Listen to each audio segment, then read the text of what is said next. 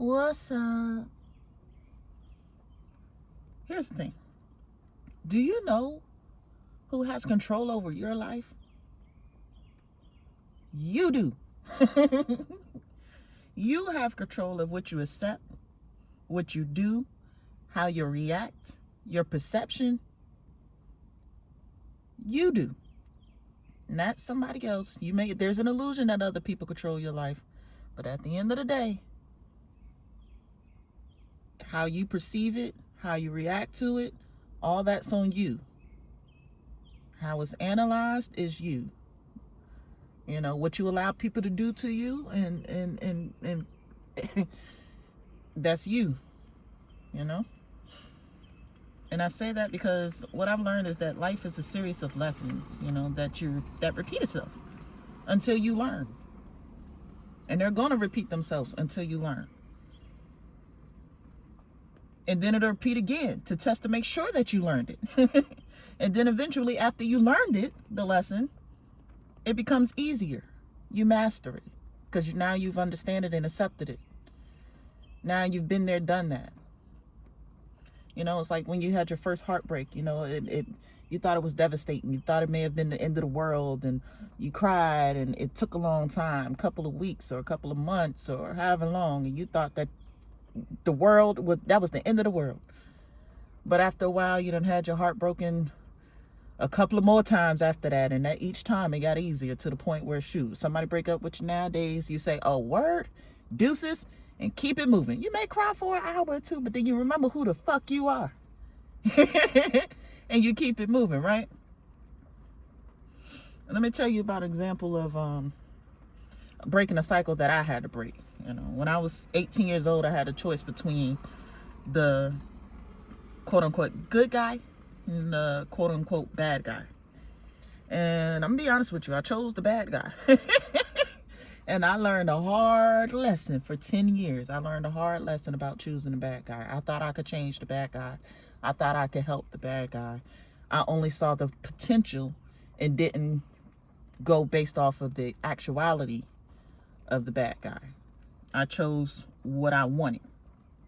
And like I said, for 10 years, I had a lot of many lessons that I had to learn.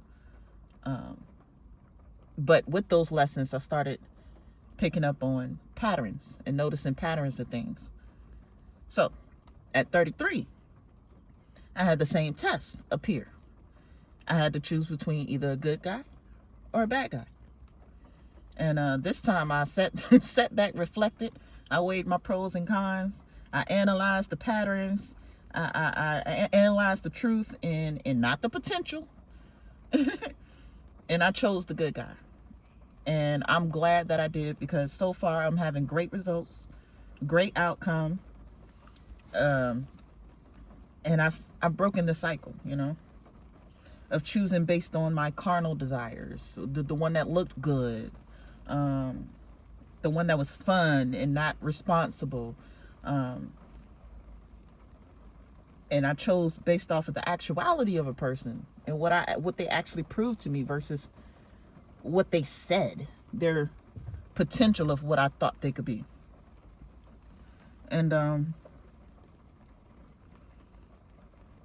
had to realize that at the end of the day, I can't fix somebody. You can't fix anybody. The only person you could change and fix is yourself. If somebody wants to change, the only person that could change another person is God. You, as an individual, you can lead by example and hope that the other person gets it. But you should not, I repeat, you should not put yourself on pause trying to play God, thinking that you could fix somebody. You're not a Captain Save-A-Ho.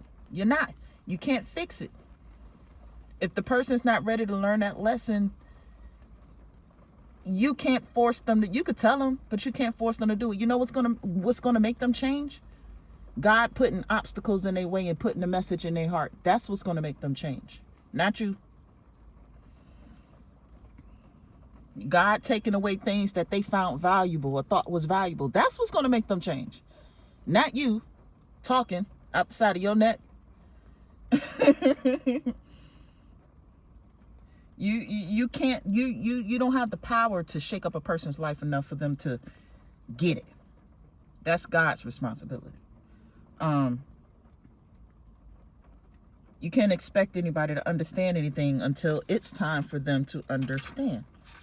Only thing you can do is save yourself. Be an example. Show how it works. You tell somebody. You can lead them to the water, but you can't force them to drink.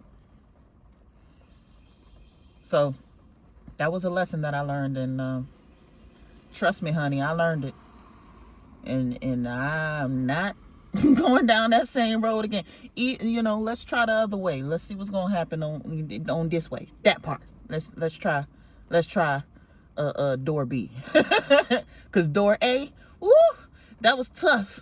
Unnecessarily tough. But I learned my lessons with that too. And like I said, you don't repeat the same lessons. And if you do, you're gonna get some more lessons that's gonna push you to get back on track. So yeah, that part.